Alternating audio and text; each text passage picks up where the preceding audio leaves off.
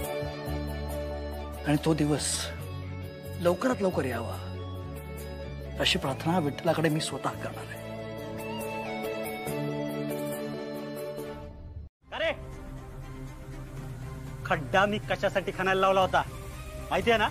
बायको खड्ड्यात पडणार, आपण तिला खड्ड्यातून बाहेर काढणार, सासरे बुवांसमोर जाऊन शायनिंग मारणार, सासरे बुवा खुश होऊन तिचा हात आपल्या हातात देणार आणि आजच्या आज आपलं लग्न होणार. एवढा साधा सरळ सोपा डाव होता आपला. पण तुमच्या सगळ्यांमुळे डाव फिसकटला.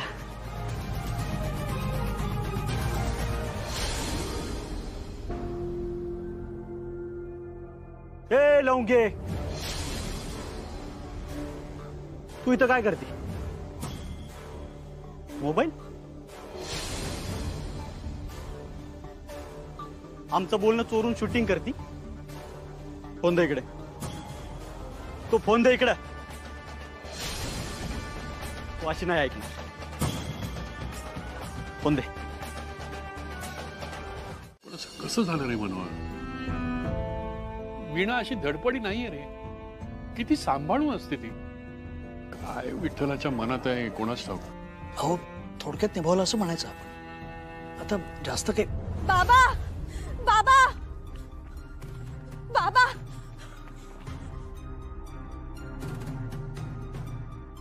अगं चिन्मय, अगं तू इथे काय करतेस? तू वीणासोबत थांबणार होतेस ना? ए चिन्मय, तू अशी धावत धावत का आलीस? वीणा बरी आहे ना? तिला काही झालं नाही ना? हा नाही बाबा, एक मिनिट.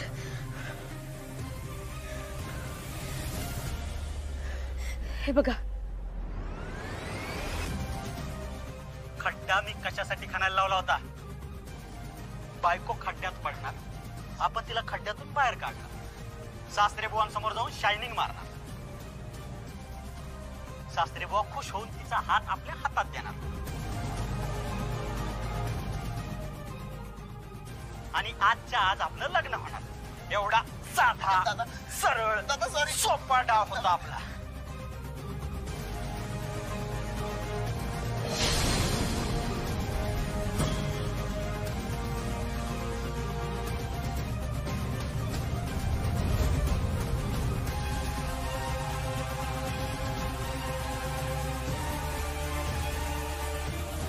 दादा, दोघांनी विठ्ठलाला थँक्स म्हटलं पाहिजे.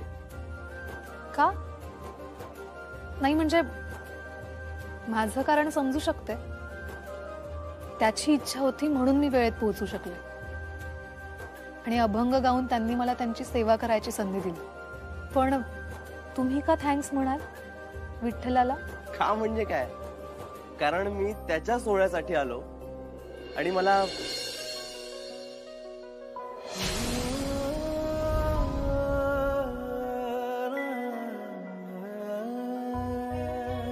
मला काय?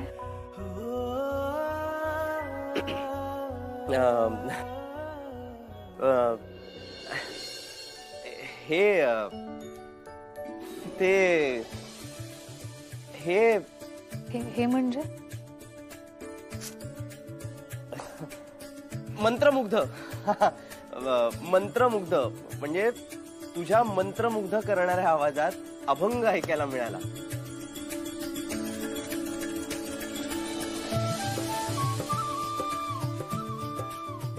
बाय द वे,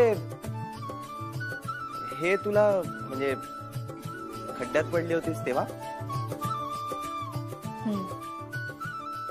खूप लागलंय का? झालीये दुखापत. आणि तरी सुद्धा तू एवढं छान गायलीस. जेव्हा तू मंदिरात गात होतीस ना, तेव्हा असं क्षणभर सुद्धा वाटलं नाही की तुझ्या पायाला एवढं लागलं असेल. खरं तर मलाही नाही जाणवलं आणि माझ्या पांडुरंगाने माझ्याकडून ते करवून घेतलं. आणि अहो, गाणं हे मनाने गायचं असतं. म्हणजे आपल्या शरीराला झालेल्या दुखापतीचा परिणाम गाण्यावर कसा होऊन झाला? ऍक्च्युली मला ना एका खूप इम्पॉर्टंट विषयावर तुझ्याशी बोलायचं होतं. माझ्याशी? हो, म्हणजे मला तुला एक ऑफर द्यायची होती. म्हणजे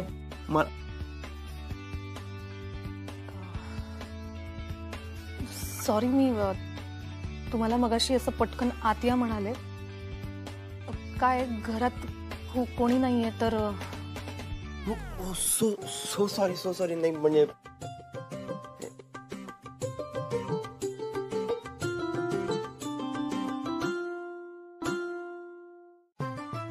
मी इथे उभा राहून बोललो तर ओके तुला? अहो तसं नाही, म्हणजे तुम्ही प्लीज बसा ना. अगं नाही, खरंच म्हणजे मी इथे उभा राहून बोलूच शकतो तुझ्याशी. अहो खरंच तसं काही नाहीये, तुम्ही प्लीज घरात आलात तरी चालेल, बसा. नक्की?